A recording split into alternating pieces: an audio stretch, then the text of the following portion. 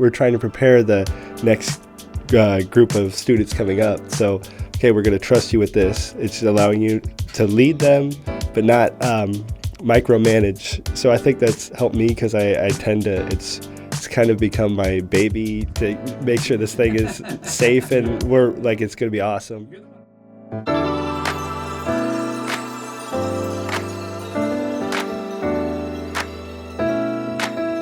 This is the Grace Story Podcast. Today we have the opportunity to catch up with Professor David Ray and a couple students from the hardworking engineering department here at Grace College.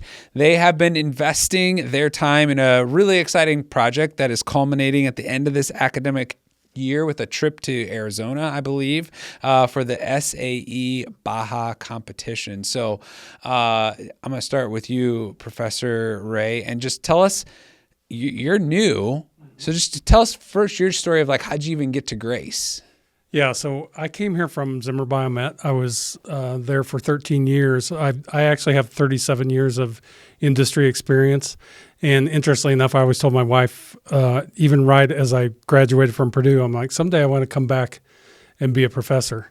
And I always thought that would be at Purdue, but I think God had something much better. Something much better in mind. And so some doors just opened last year, and I decided to come on full time. So I'm really excited to be here. Okay, so in year one, you decide to take on this endeavor. Yes. So like, start with what is it? Yes. And why did you choose this as a project opportunity? Yeah, I think our department chair, Fred Wintorf, has had this vision for a while, and then finally we made this a reality this year.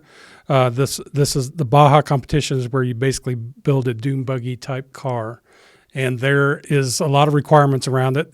There's a 132-page document, I think, and so and most of that document is around how the requirements around the frame and the welding, because we actually have to design, build, weld our own frame, and it has to be safe. And so most of those are around those safety requirements. But you also have some other requirements that are in there. So obviously with 132 pages, there's a lot of them. And you have certain things along the way that you have to demonstrate. You have to do some presentations and some design reviews. And then once you get finally to the competition and you've overcome all that and made sure that you achieved your budget and those kind of things, because you're tracking all your costs along the way. So once you get through all that, then you actually go to the race, and the first day or two is really more just passing inspections.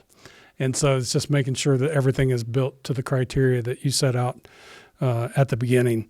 And then after that, there's several what they call static events. There's some presentations, some other things. And then finally you get into Thursday and Friday to dynamic events, where we're actually doing everything from a hill climb to a sled pull to various performance kind of things where you go through a very rugged track.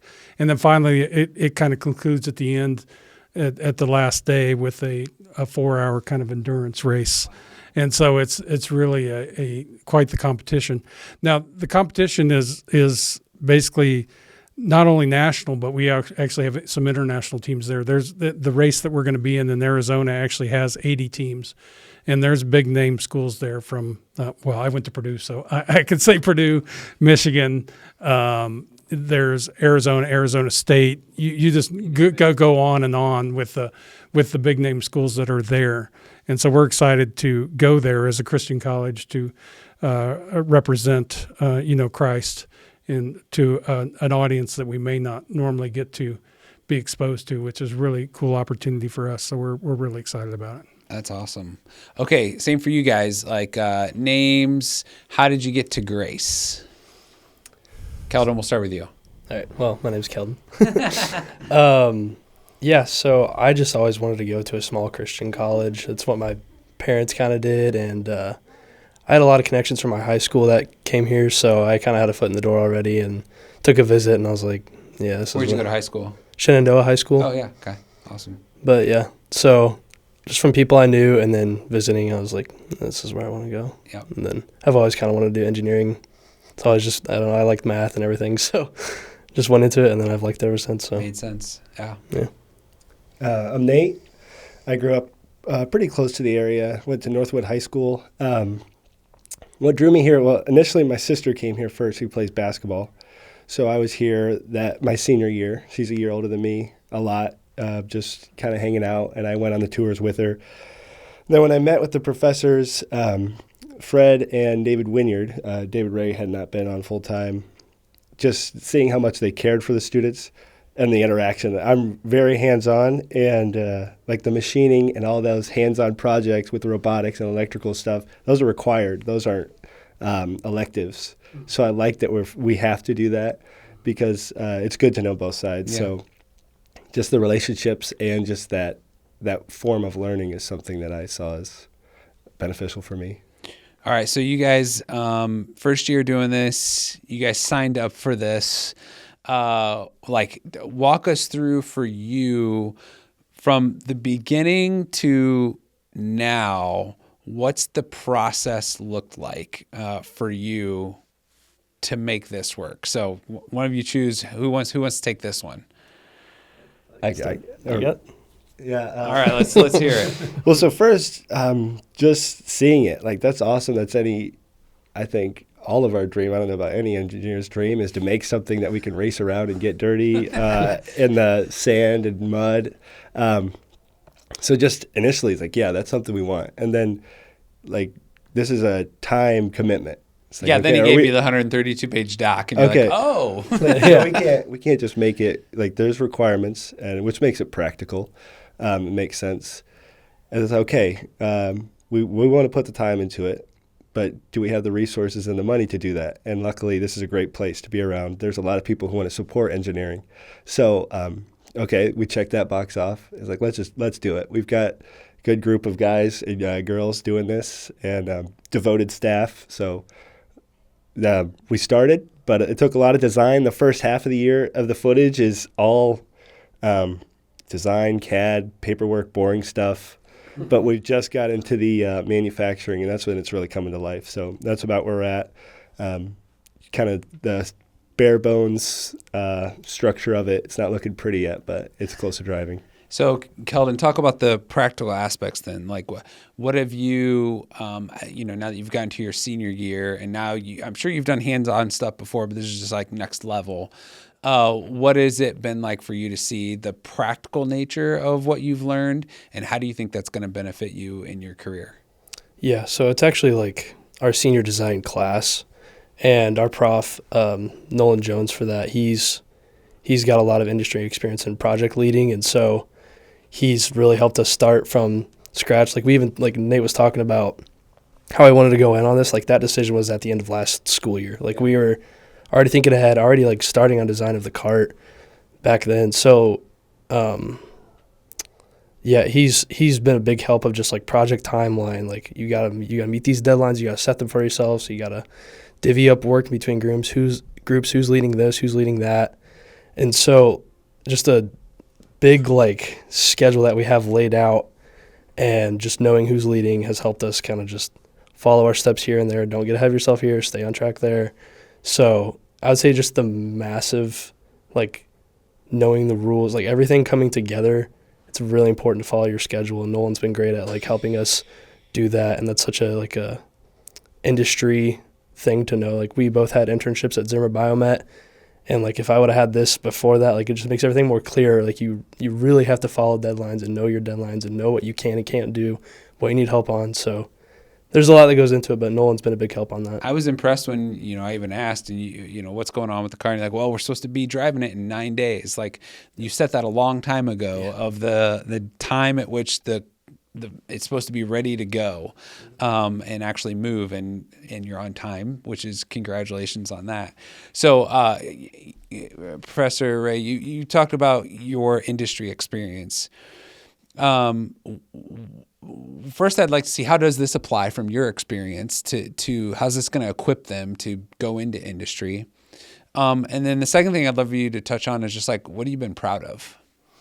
Yeah, so I would say that for the industry experience, it's directly applicable because there's not too many projects that you can get into in an endeavor like this, where you get to go from design to build to actually performing at the end, right? And so they're getting so many engineers that actually put the knee in their body, right? Exactly. Like you guys actually get to drive the thing. Yeah, exactly. So you typically when you go into industry, you're either on a development team or you're on the manufacturing team. You never get to see the whole thing, but they need to learn how to appreciate what each of those roles have to go through. Now, a lot of times when we've gone through some machining, we had some parts that have been difficult to machine. And we've experienced some tool breakage and other things that happen along the way that we just didn't anticipate, that's cost some additional money. And then we also failed some testing, and we had to overcome those kind of failed testing. And so that's real world, when you have to adjust for contingencies. So they're learning to adjust for contingencies. And so, and we've successfully passed all those tests now. We've overcome all those obstacles.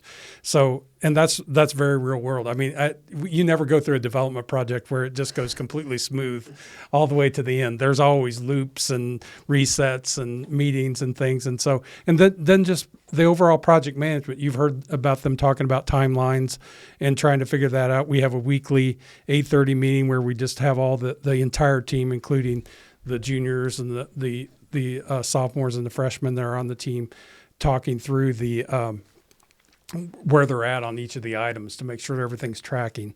So we're kind of managing the entire project from a timeline perspective. So what have you been proud of? What you've seen from these seniors? Yeah, so it's really impressed me of how much they've taken ownership and how much they really love this and how much time they're really putting into this. I came back a couple weeks ago just to pick something up in my office, and it was probably 9 or 10 at night, so, and I look in the shop and the machines and they're running. And so, and or sometimes I'll come in on a Saturday or something and there's somebody in here working, so these guys have been 24/7 and they've been sticking it out. And so they're a team that I didn't say in the beginning, but they're a team that is small in comparison to some of these big schools. The big schools will have 20 to 30 or more team members on their team, and we've got 11, and really about 5 or 6 of them are mostly the full time. And so so I'm proud of their work ethic, their ability to kind of stay on task and just overcome obstacles that they've been presented. So yeah, it's really cool.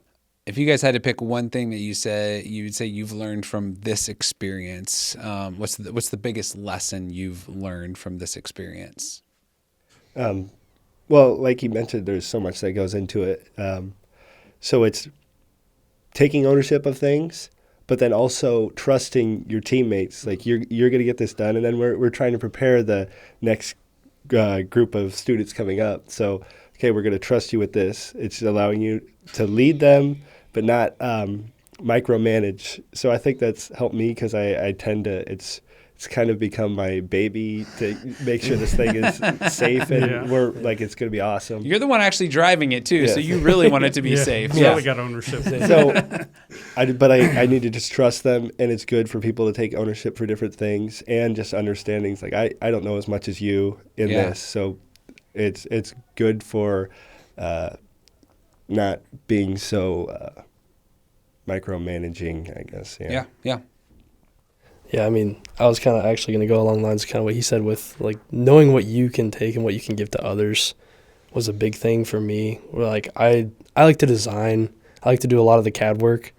And so when we're looking at all of our work and our timeline, we're like, we're going to have to give some of this to the underclassmen. And part of me is like, I just want to do all of it. But I gotta trust them with that, and they're doing great. They've actually stepped up, like, really well, and they're doing really good work. But that, and along with just knowing, like, how to learn something that you haven't done before, I think is huge. Like, you get projects in engineering sometimes where you have to learn the subject and then you can start designing. So, like, I wasn't super knowledgeable of Baja, so just, like, learning what you're going to be doing and then doing it, like, that's a whole process itself before you even start. So I think the thing I'm really struck by in this conversation is, when I think engineering, right, I think math and complicated work done on CAD, and what you don't always think about is, like, teamwork and delegation and timelines and all of those other necessary things that aren't less necessary, the meat and potatoes of engineering, but are just as, if not more important to the overall accomplishment of the goal and what life lessons there are there, regardless of what you do. Well, let me end with this because, okay, so tell us a little bit about the competition itself and what you're looking forward to, and then tell us what you hope to do after you graduate. Yeah, so I'm looking forward to just seeing all this work that we put into just pay off.